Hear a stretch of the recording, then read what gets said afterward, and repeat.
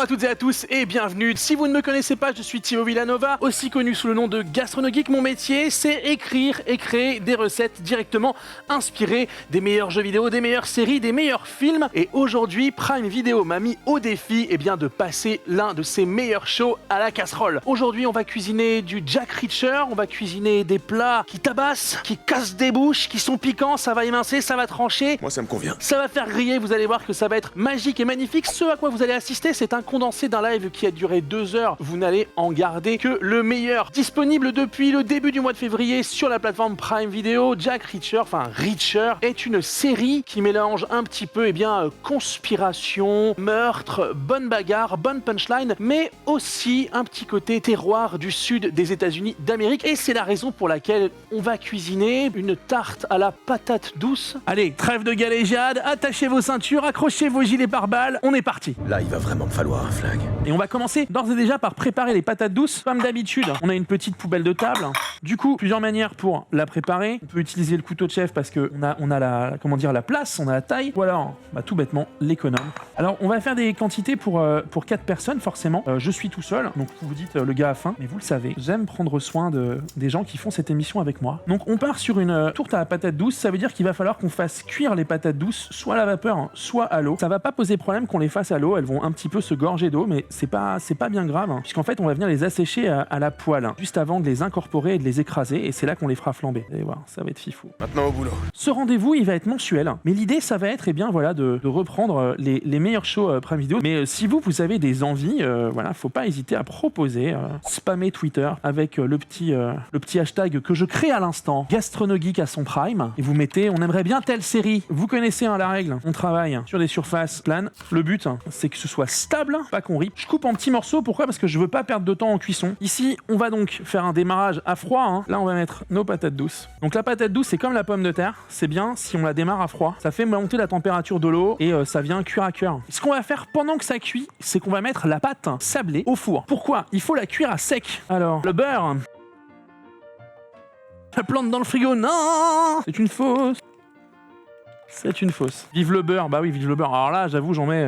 Là, je vais chercher un tout petit peu de farine. Donc on met une bonne masse de farine. On prend un peu de marge autour. Donc ce qu'on fait, c'est qu'on va au fond du moule. On plaque bien au fond du moule. Ensuite, on veut égaliser tout ça. Un rouleau à pâtisserie. Voilà, on égalise. Et là, on va se retrouver à enlever l'excédent. On va mettre du papier sulfurisé à l'intérieur. On va mettre des haricots ou un pot de cuisson. 15 minutes de cuisson à sec. Bien coloré, tout ça. Et voilà. Donc là, vous voyez, on est prêt. Ça part au four. 15 minutes. Tu peux remettre la pâte au four après sa cuisson à sec. C'est une très bonne question. Oui. Je vais essayer d'abaisser ce qui reste. Est-ce que les haricots qui nous servent pour nos cuissons à sec, on peut les réutiliser plusieurs fois pour ça ? Ah, littéralement. Donc là, on abaisse. Alors là, j'ai abaissé moi-même. Donc elle est forcément un peu plus épaisse. On évite de percer les angles. Donc on aide la pâte. Et à nouveau, moi, je suis plus cuisinier que pâtissier. C'est vrai que j'ai moins les gestes pâtisserie que cuisine. Et donc voilà, vous plaquez bien, vous aidez bien. Ça part 15 minutes. C'est parti. Les patates douces sont en train de cuire. On va les regarder, on va regarder où elles en sont. Bon là, elles sont carrément... En vrai, on va les égoutter. Là, ce qui va se passer, c'est qu'on va devoir peser et bien grammer nos histoires. Dans l'absolu, c'est bien si on a 500 grammes de patates douces. 344, 498... 500. Pour notre pâte, il va nous falloir des œufs, il va nous falloir du beurre, sucre roux, cassonade et lait. 125 grammes de beurre. Le beurre, on va le faire fondre puisqu'il va falloir en fait l'incorporer. Après là, il est quasiment pommade, donc en vrai, on n'est même pas obligé de s'embêter. Le sucre, on est sur 250 grammes. Moi, j'ai tendance à penser que Jack Reacher, il aime pas s'embêter.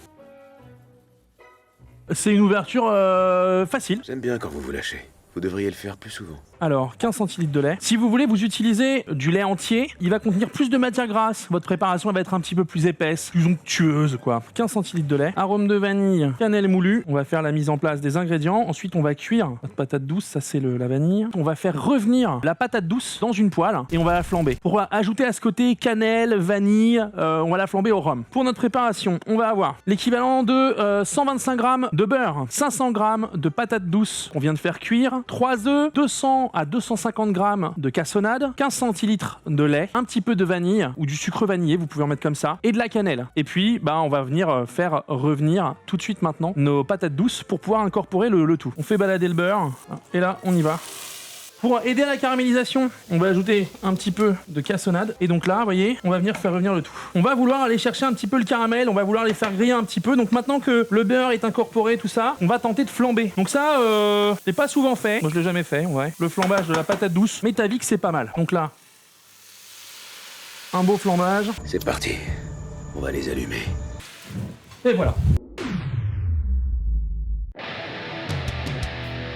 Il y a une petite odeur de cochon grillé. Tu peux regarder, c'est parce que j'y ai laissé la main. Voilà, et là c'est flambé, c'est pas mal. Et là maintenant on va travailler, on va incorporer, on va fouetter tout ça. Donc le sucre, 3 œufs, 1, 2, 3. Un bon fouet et on y va. On fouette bien. One eternity later. Là on a déjà vous voyez, on a un bel appareil qui est bien crémeux. Vous voyez, on fait une belle purée de patates douces. Et là c'est là que vous voyez que la cuisson elle est nickel. Pointe de sel, mais léger. Dans vos pâtisseries tout ça, les gens sont pas habitués à ce qu'on mette du sel. Le sel comme le sucre est un exhausteur de goût. Les détails sont importants. Et là vous voyez, on a une belle purée de patates douces. Ce qu'on va faire, c'est qu'on va renforcer un petit peu notre préparation. On ajoute le lait, on ajoute le beurre, on ajoute cannelle, l'équivalent d'une petite cuillère à café rase et un dash de vanille. Et ensuite on incorpore. Ça c'est joli en vrai. Si vous avez peur comme moi d'avoir mis un petit peu trop d'avoir fait un tout petit peu trop de liquide, vous mettez donc là la purée de patates douces et puis vous versez dessus tout bêtement. Et là, va falloir mélanger rapidement parce que c'est si chaud que ça peut cuire l'œuf. Là, voyez, on a déjà tout de suite un bel appareil. Vous voulez un truc extra lisse, vous passez au tamis, vous passez au mixeur plongeant et on continue. Ça se fait bien. Et là, on va avoir toutes les saveurs. Ça va être sympa. Et on met le tout. Et en fait, il se trouve que j'avais pas mal bossé. Les quantités étaient les bonnes. Et là, vous avez un appareil qui va partir 40 minutes au four. Là, on a une pâte qui est juste parfaite. On va verser notre appareil. On pourrait verser tout en hauteur, mais comme il me manque un petit peu de pâte ici, vous le voyez pas, je vais pas le faire. Note pour vous, la tarte à la patate douce, comme il y a du beurre, comme il y a tout ça, ça se conserve au frigo. C'est très important. On va le mettre au four tout de suite. À 180, 40 minutes. Vous en faites pas.